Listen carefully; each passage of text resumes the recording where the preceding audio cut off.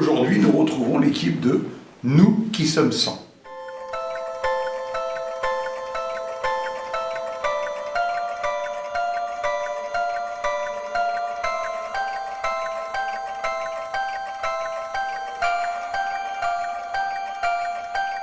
Bonjour, tout d'abord, merci d'être ici. Donc aujourd'hui, nous allons parler de votre spectacle, Nous qui sommes 100, que vous allez jouer donc au Théâtre du 10 mars au 22 avril, les samedis à 17h30 et les dimanches à 19h30. Je vais commencer par le metteur en scène, Pascal Contival. Est-ce que tu peux nous parler, s'il te plaît, de la pièce? Alors la pièce s'intitule Nous qui sommes 100, c'est une pièce d'un auteur contemporain suédois, Jonas Hassen Kemiri, qui est assez joué depuis quelques années en France. Pour faire court, c'est l'histoire d'une femme représentée par 3 facettes d'elle-même. Et cette femme essaie de jouer, de rejouer sa vie en hésitant toujours plus ou moins entre ses rêves et puis peut-être l'envie d'avoir aussi une vie plus tranquille. Voilà. Et en fait, elle est tiraillée entre tout ça. Sauf que les 3 facettes donc, de cette même femme qui sont sur le plateau ne sont pas d'accord entre elles. Donc c'est beaucoup de disputes, de chamailleries. Voilà. Il faut savoir aussi que les 3 facettes représentent 3 âges.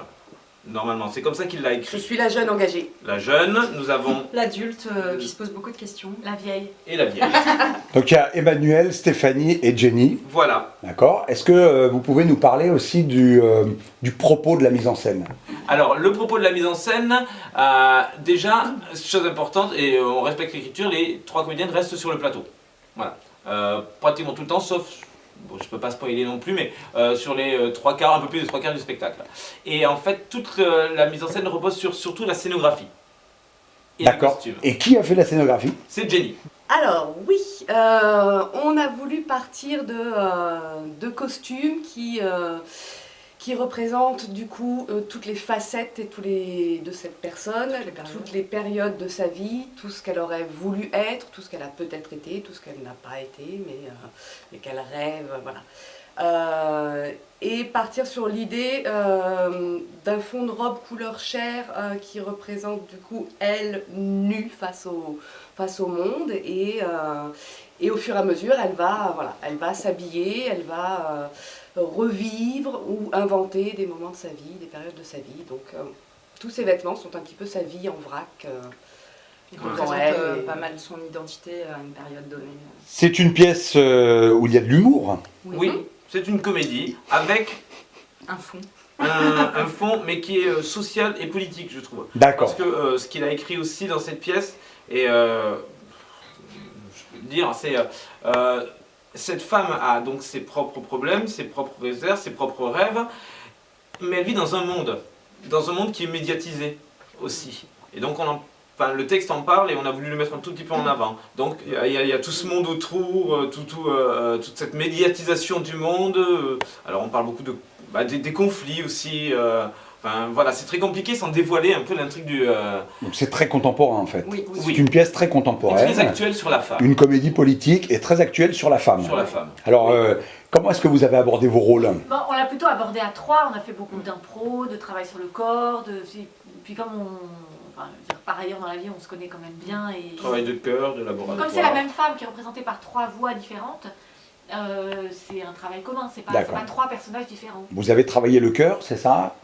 Oui, Vous avez comment est-ce que vous avez élaboré vos personnages, puisque c'est la même femme, les 3 facettes de votre personnage? On s'est beaucoup posé de questions et on se pose encore beaucoup de questions. Énormément. On n'a pas toutes les réponses. Pas encore. Après, c'est pas forcément un travail vraiment de personnage, je dirais, c'est plus... Parce qu'elles sont 3 identités malgré tout complètement différentes. Parce qu'en plus, c'est des périodes différentes, donc la jeunesse, l'âge mûr et l'âge adulte, voilà, à un moment donné, elles se mais en parlant du même personnage. En parlant du même personnage, bien sûr. Donc à un moment donné, elles peuvent se retrouver, mais elles sont souvent évidemment en désaccord parce que la période de la vie fait que, voilà, il y a des choses différentes qui... Et je pense que c'est une pièce intéressante parce qu'à la fin de la pièce, il y a vraiment libre interprétation. Il y a les choix qu'on a fait nous, moi en tant que metteur en scène, il y a les choix des comédiennes aussi en tant que ce qu'elles sont en tant que femmes et qu'elles donnent sur le plateau aussi. Et puis le public, la lecture que le public en fera. Donc oui, il nous tarde déjà de le présenter, de voir un peu Je pense qu'il y aura matière à débat après ce spectacle. Et ça parle, pardon, Ouais. ça parle beaucoup des femmes, mais je pense que c'est un texte qui parlera aux hommes Ouais. Oh oui. aussi. C'est-à-dire que c'est vraiment Aussi bien. une pièce sur à un moment donné de sa vie, où on en est, qu'est-ce que c'est que le bonheur, est-ce qu'on a tout fait, est-ce qu'on a raté des choses, est-ce qu'on aurait voulu vivre une autre vie. Est-ce qu'on a C'est des des questions qu'on regrets se pose tous.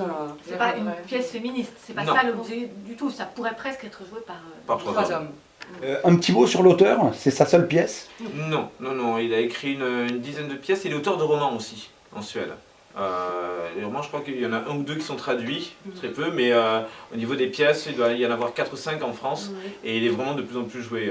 Donc ça, c'est l'occasion aussi de découvrir une nouvelle écriture. Oui. D'accord. Complètement. C'est lui qui a écrit en français ou ça a été une traduction? Non, C'est une traduction? D'accord.